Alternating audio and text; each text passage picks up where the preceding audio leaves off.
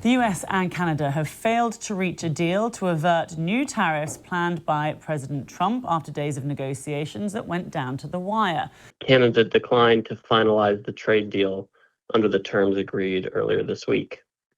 Despite the U.S. offer to Canada to receive the best treatment of any major exporter to our market, new demands and walkbacks of other commitments by Canada have upended the careful balance reached in the past days. This means 50% U.S. tariffs on a range of Canadian goods will now come into effect. American representatives said Canada had declined to finalize a trade deal and accused Ottawa of, as they put it, continuing its retaliation against the U.S. Canada's Prime Minister Mark Carney said progress had not been enough to meet Canadian objectives. He said the U.S. tariffs would be matched dollar for dollar. The U.S. accounts for roughly 70% of Canadian exports. With Donald Trump's midnight deadline expires and new punishing tariffs are now in effect. No deal. After the talks went down to the wire, U.S. tariffs on billions of Canadian goods has passed, and they will now go into effect. The intense negotiations to stop them have failed. The U.S. Trade Representative said, quote, Canada declined to finalize the trade deal, made new demands that upended earlier talks, and continued to maintain retaliation against the U.S., including boycotts. Now the Prime Minister says it's suspending trade negotiations and preparing retaliation, vowing to match tariffs dollar for dollar. Kate, take us through how this deal fell apart tonight. Well, it happened less than an hour before midnight. U.S. Trade Representative Jamieson Greer was the one to announce the news, saying in his view, the U.S. was offering Canada a great deal, and it was Canada that called things off. He said they were willing to offer some concessions to Canada, including on sectoral tariffs, and he defended the offer that was on the table. Take a listen to what he said. Canada declined to finalize the trade deal under the terms agreed earlier this week.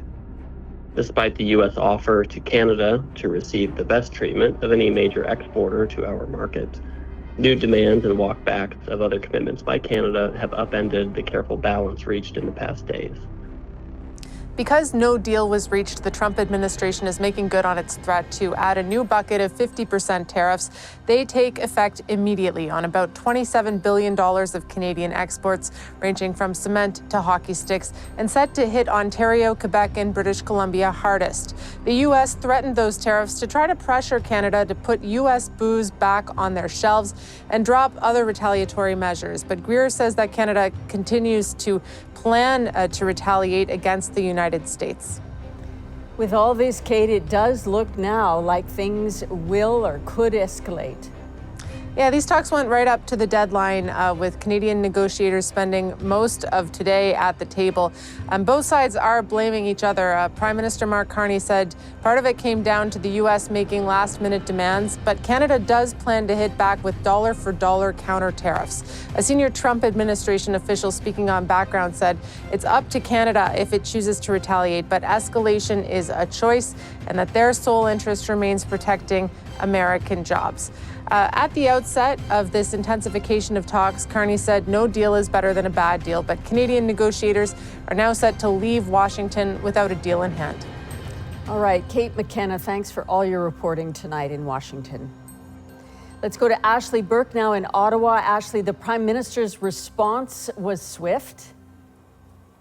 Yeah, Susan, the Prime Minister says that he is striking back since the U.S. is going ahead with these 50% tariffs on almost $28 billion of Canadian exports.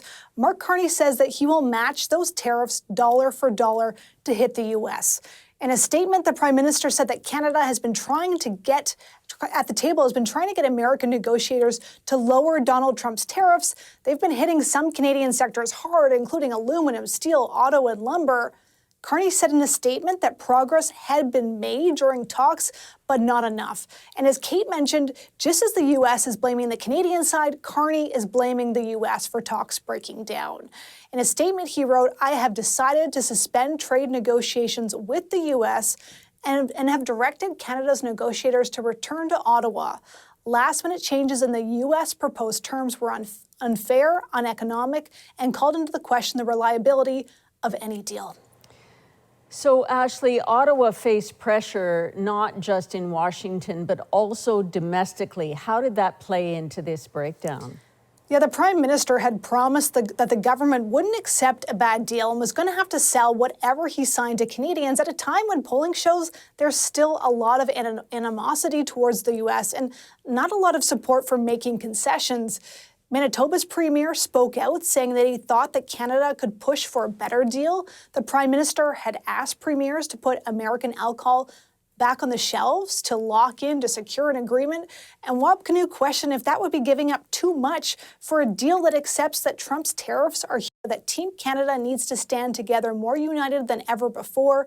The Prime Minister has my full support for a strong response, tariff for tariff, dollar for dollar. Now, BC's Premier also posted online that Canada will always defend itself and its politeness should never be mistaken for weakness. Carney. You've been on the phone taking notes. What struck me is that the U.S. got out first and said this was Canada's problem. We offered them something, they didn't take it, they're walking away, and the deal's done. Well, not a deal, but the breakdown. And it's a significant breakdown. The tariffs that Ashley and Kate spoke about, 5% to Canadian exports, it'll shave off about a half a point of GDP. That's not the worst of it, though that's going to be bad. And it'll be very bad for the companies that are hit in it, much like the first tranche of tariffs. They won't hit evenly everywhere. Where they hit, though, they will hit very hard.